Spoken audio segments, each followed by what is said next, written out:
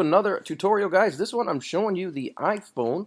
I've got the new iPhone Pro Max, whatever you call it, the fancy dancy one with the 3 cameras, the stove burner, whatever. But guys, I'm going to show you how to get dark mode on your phone or on your iPad for that matter, using a few quick methods. I'm going to show you a couple different ways. So let's just get right into this. For those of you that are new, you want to go to dark mode.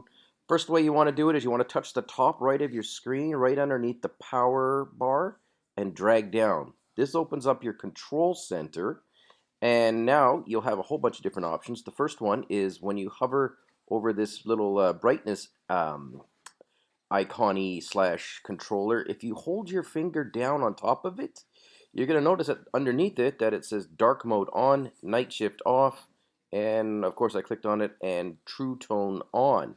So turning dark mode, pardon me, on or off is as simple as one touch. That is one way to do it. There are others.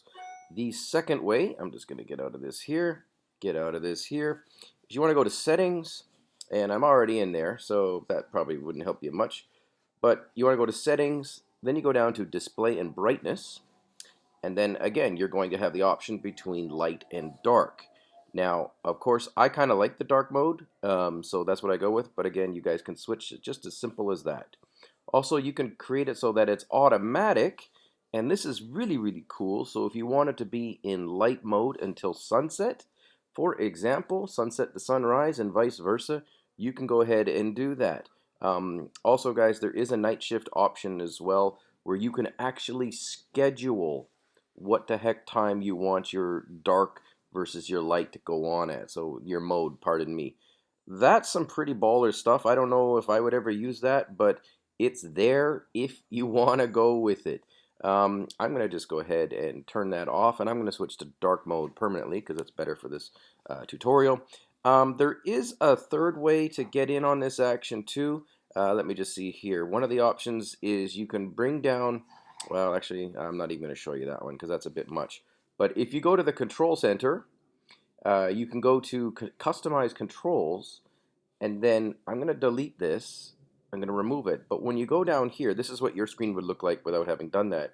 You can actually add a dark mode button here. So if you hit that green plus, this adds it now to the control center as a separate button. So I'm going to go back, and we're going to go out of this.